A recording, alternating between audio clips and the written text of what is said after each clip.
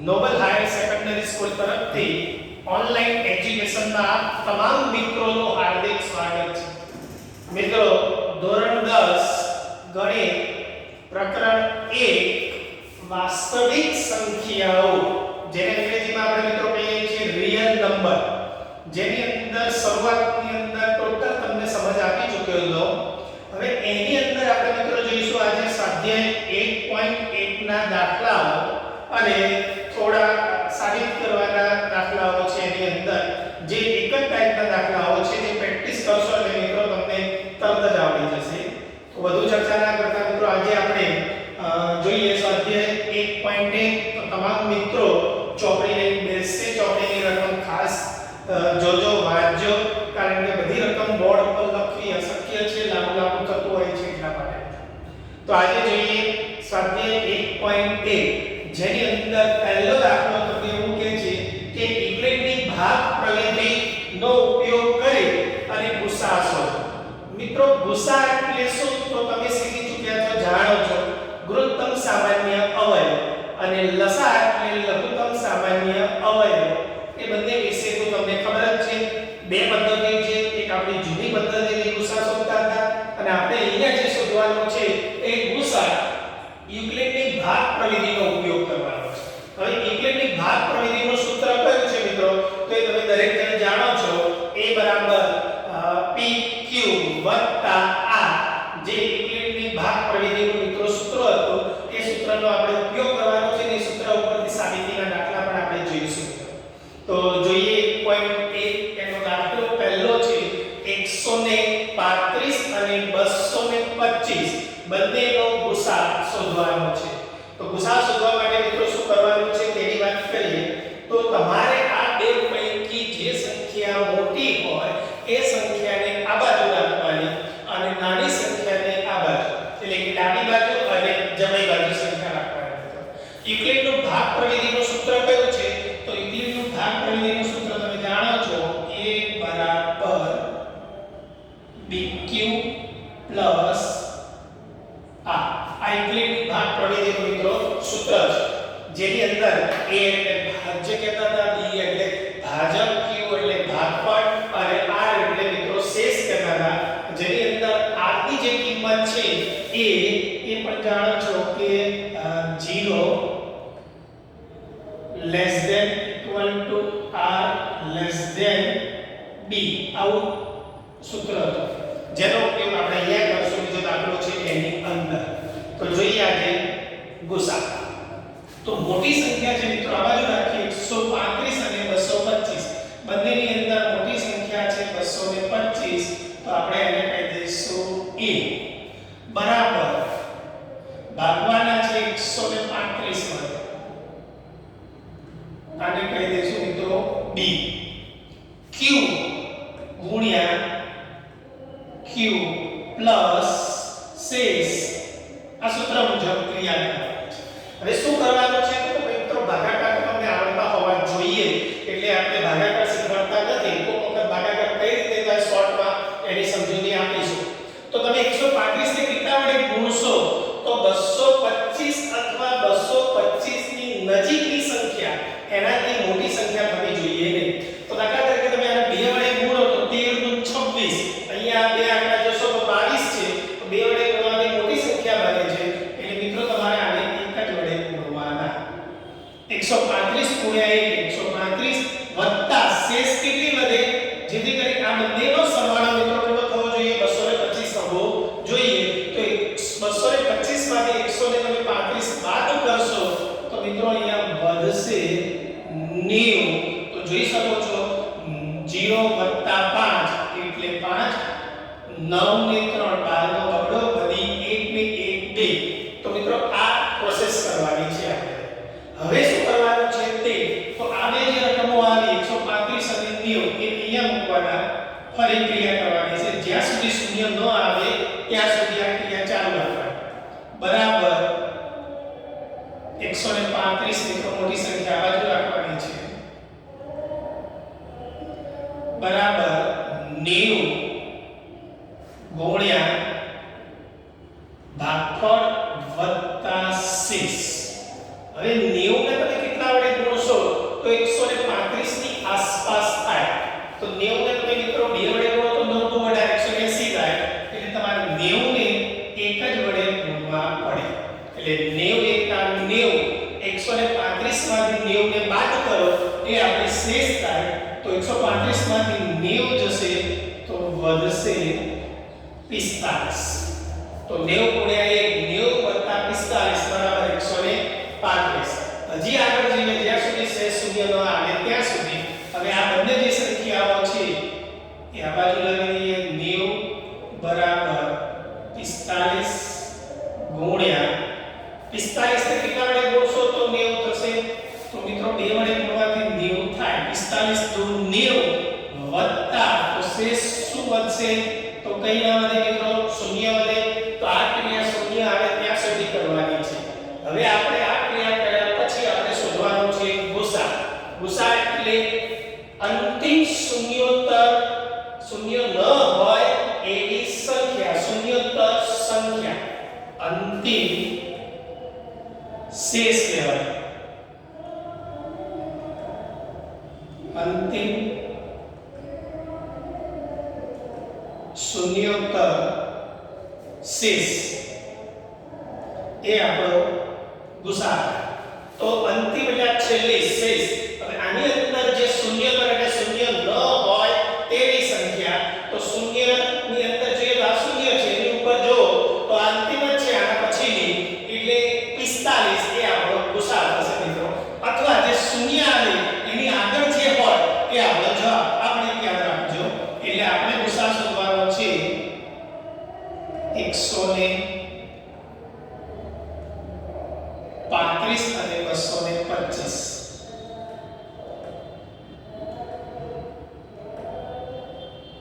બરાબર જવાબ થશે એનો 45. તો મિત્રો આ રીતે આપણે ગુસા શોધવાના છે.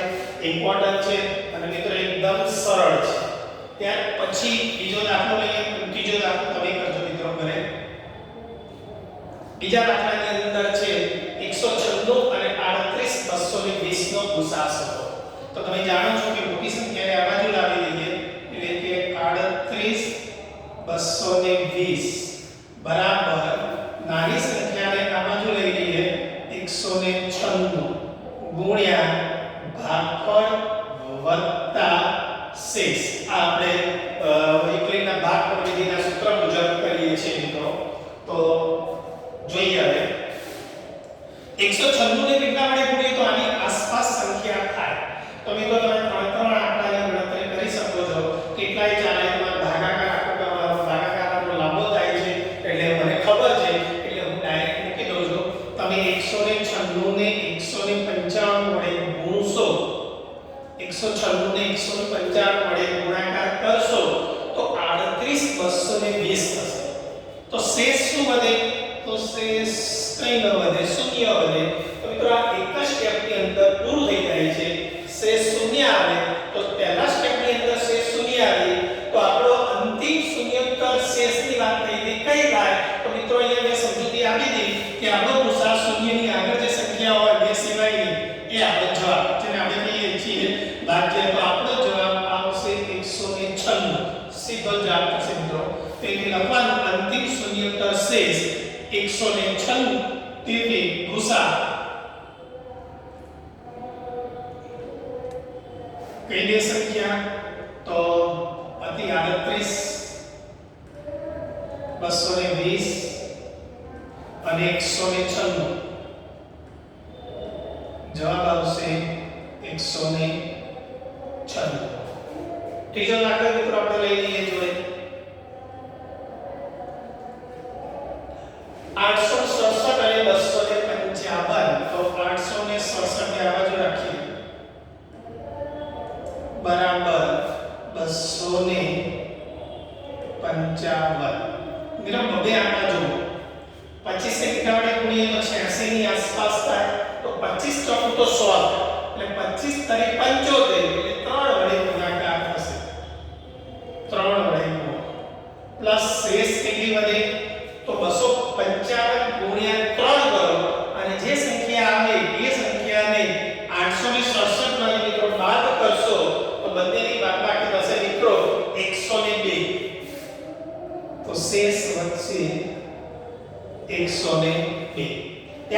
પછી આગળ વાત કરીએ તો શું કરવાનું હોય છે તે તો આ બંને સંખ્યાઓ છે અહીંયા મૂકતા હતા 255 બરાબર 102 102 ને કેટલા વડે ગુણીએ તો 255 થાય તો જો 3 વડે ગુણીએ તો 300 થાય 2 વડે ગુણીએ તો 204 થશે તો અહીંયા ગુણો 2 વડે તો આ બંનેનો ગુણાકાર થશે 204 એ 204 થયા એ 204 ને બાદબાકી તમે અહીંયા કરશો તો અહીંયા તમને ખબર જ છે કે કેટલા આવશે મિત્રો તો 51 બંનેની બાદબાકી થશે 51 એટલે કે શેષ અહીંયા વધશે 51 ત્યાર પછી મિત્રો તમે જાણો છો કે આ બે સંખ્યાનો યુઝ કરશો 102 બરાબર 51 ગુણ્યા 51 ને કેટલા વડે ગુણીએ તો 102 થાય તો 51 ને મિત્રો 2 વડે ગુણશો તો 51 દુ 102 થાય છે તો શેષ શું બને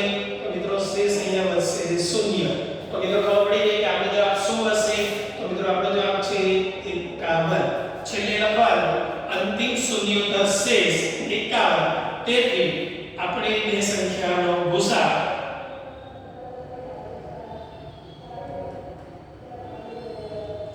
867 બીજી સંખ્યા હતી 255 નો ગુસા 51 તો આ ગુસા યુક્લિડની ભાગ પદ્ધતિનો ઉપયોગ કરી અને શોધ્યો તમે આવા મિત્રો બીજા પ્રેક્ટિસ કરજો એટલે ખ્યાલ આવી જશે હવે ઇમ્પોર્ટન્ટ છે અને એક વખત તમે ધ્યાન રાખવું પડશે ત્યાર પછી કોઈ પણ દાખલો આ રીતનો પૂછાશે એટલે તમે મિત્રો આવડશે જ જોઈએ દાખલો બીજો દાખલા બીજાની અંદર આપણે બતાવેલી છે કે દર્શાવો કે કોઈ પણ અયુગ્મ ધન પૂર્ણાંક સંખ્યા કોઈ પૂર્ણાંક q માટે 6q 1 6q 3 અથવા 6q 5 પ્રકારની હોઈ શકે છે તો મિત્રો આ યુક્લિડના ભાગ પદ્ધતિના સૂત્રનો જ ઉપયોગ કરી અને ગણવાનો છે તો યુક્લિડના ભાગ પદ્ધતિના સૂત્ર મુજબ આપણે ગણીએ કઈ રીતે ગણાય એ જોઈએ ત્યાર પછી આવો બીજો લઈશું અને પછી તમે પ્રેક્ટિસ કરજો આ ટાઈપના દાખલા એટલે આવડી જશે તો તમને કીધું છે કે કોઈ પણ અયુગ્મ ધન પૂર્ણાંક સંખ્યા તો મિત્રો કોઈ પણ અયુગ્મ ધન પૂર્ણાંક સંખ્યા આપણે ધારી લઈએ કોઈ સંખ્યા આપેલી નથી એટલે ધારી લેવાનો ધારો કે કોઈ પણ અયુગ્મ ધન પૂર્ણાંક સંખ્યા a છે ધારો કે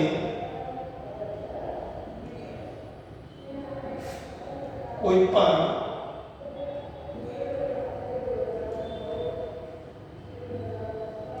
અયુગ્મ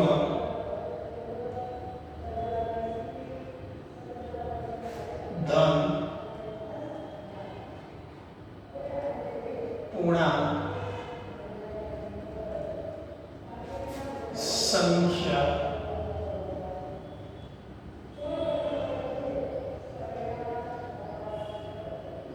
એ છે તો મિત્રો b શું થાય તો b બરાબર તમારે 6 લેવાના આ q ની આગળ જે હોય મિત્રો એને આપણે b કહેતા હતા જ્યાં b બરાબર 6 ત્યાર પછી યુક્લિડની ભાગ પ્રવિધિના સૂત્ર મુજબ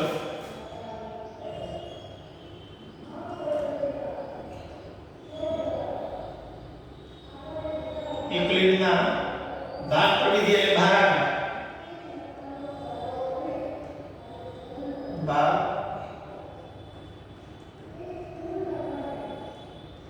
પ્રવિધિ મુજબ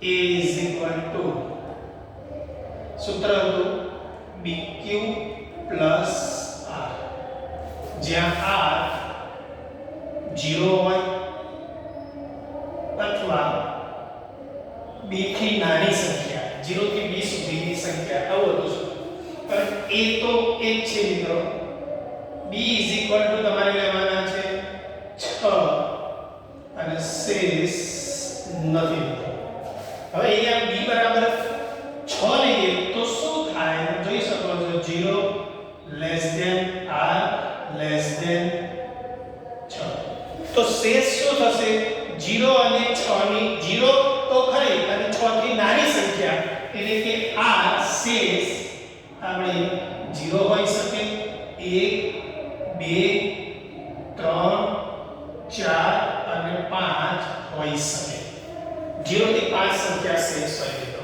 હવે જોઈએ આ કિંમતો બધી આની અંદર મૂકીએ જો શરૂઆત કરીએ 0 જો a બરાબર 0 હોય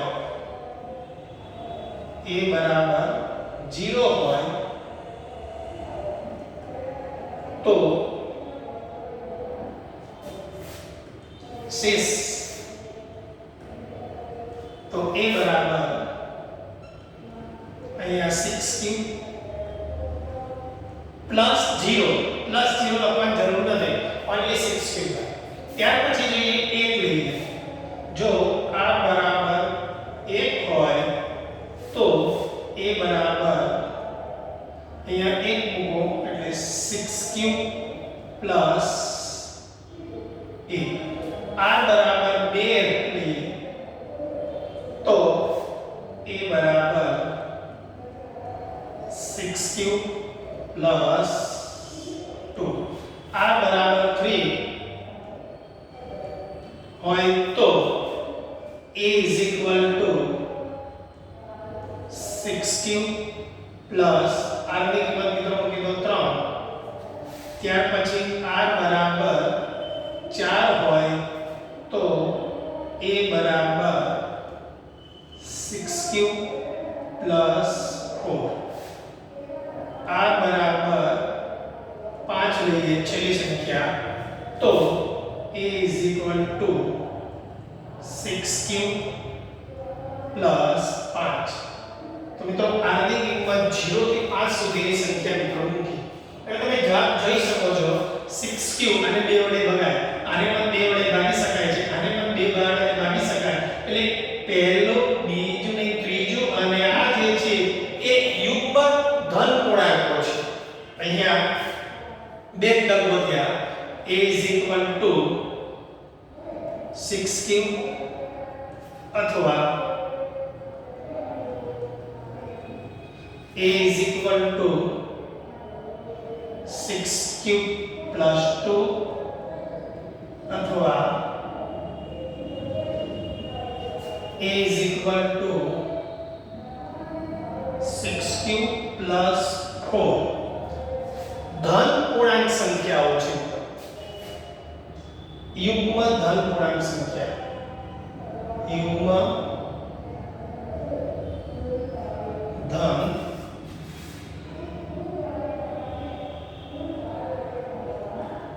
पूर्णांक संख्या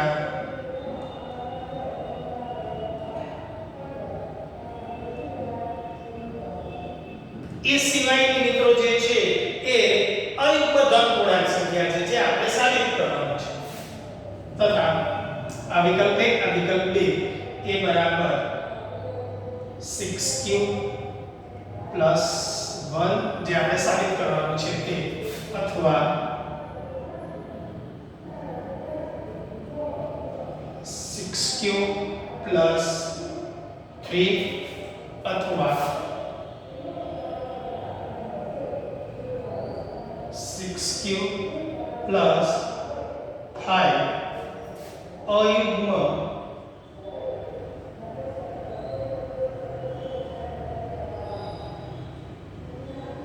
धन पूर्णांक संख्या होई सके छे अयुग्म धन पूर्णांक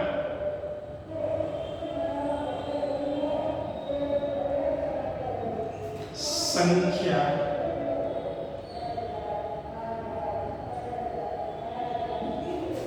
હોઈ શકે છે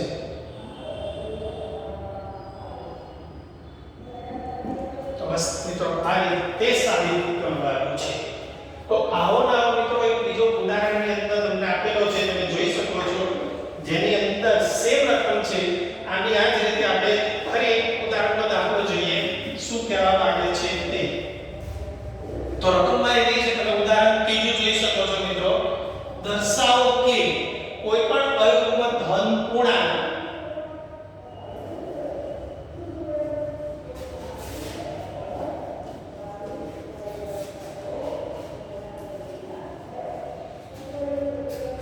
કોઈ પણ અયુગ્મ ધન પૂર્ણાંક q માટે hall q plus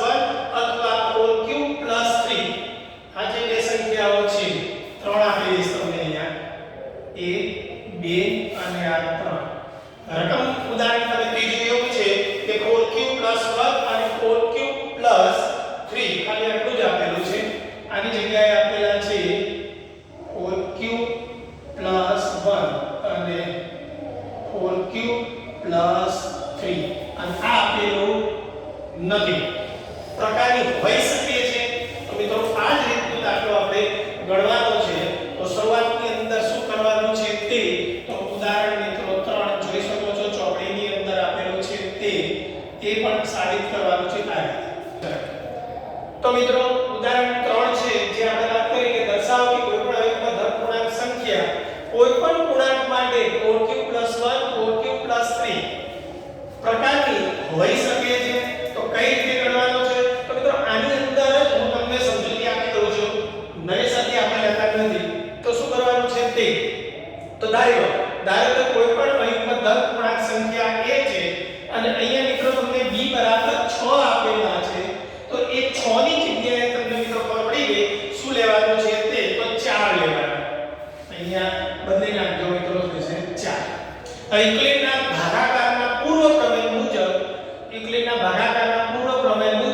a bq r અને r એ 0 હોઈ શકે અને b થી નાની સંખ્યા હોઈ શકે છે. તો અહીંયા જોઈ શકો છો a બરાબર 6q છે. તો 6q ની જગ્યાએ મિત્રો આવી જશે અહીંયા 4 થઈ જશે. તો અહીંયા મિત્રો થઈ જશે 4. તો અહીંયા 4 થાય તો 4 થી નાની સંખ્યા તો 4 થી નાની સંખ્યા મિત્રો થશે 1 2 અને 3. તો અહીંયા પણ હું ઘૂસી નાખું જેથી કરીને કન્ફ્યુઝ ના થાય. અહીંયા મિત્રો અને આ રકમ નથી આપણી રકમ આપણે બદલી નાખી છે અને આ પણ નથી.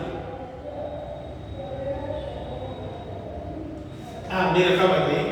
ત્યાર પછી આગળ વાત કરીએ તો શેષ 0 1 2 અને 3 આપેલા સૂત્રની અંદર મૂકો. દાખલા તરીકે જો r બરાબર 0 હોય તો a બરાબર શું થશે? તો અહીંયા થશે મિત્રો આ સૂત્રની અંદર લખીએ તો 4q 0 તો અહીંયા બની જશે ફક્ત 4q. એ જ રીતે જો r બરાબર 1 લઈએ તો અહીંયા થશે a બરાબર 4q 1. r બરાબર 2 લેશો તો અહીંયા થશે 4q 2 અને r બરાબર 3 લેશો તો અહીંયા મિત્રો બનશે 4q 3. તો આપણે અહીંયા શેષ જે છે 0 થી 3 સુધી લેવાની છે એટલે કે આ જે નીચેનું સમ છે તે મિત્રો નહીં આવે એટલે આપણે આને ડિલીટ કરી દઈએ. તો આપણે સાબિત શું કરવું છે તે તો 4q 1 અને 4q 3 તો અહીંયા મિત્રો જોઈ શકો છો 4q 1 અને 4q 3 એ અયુગ્મ ધન પૂર્ણાંક સંખ્યા છે. તો હવે અહીંયા યુગ્મ પૂર્ણાંક પણ છે અને અયુગ્મ પણ છે. તો કયા યુગ્મ છે? તો અહીંયા જોઈ શકો છો 4q અથવા 4q 2 એ યુગ્મ ધન પૂર્ણાંક સંખ્યા છે અને આ મિત્રો નહીં આવે કારણ કે આપણે ત્રીજો ભાગ યુગ્મ ધન પૂર્ણાંક સંખ્યાઓ એ સિવાયની તો 4q 1 અને 4q 3 આ મિત્રો નહીં આવે એ અયુગ્મ ધન પૂર્ણાંક સંખ્યા હોઈ શકે છે. તો આ જ રીતે મિત્રો આપણે દાખલો ગણવાનો છે.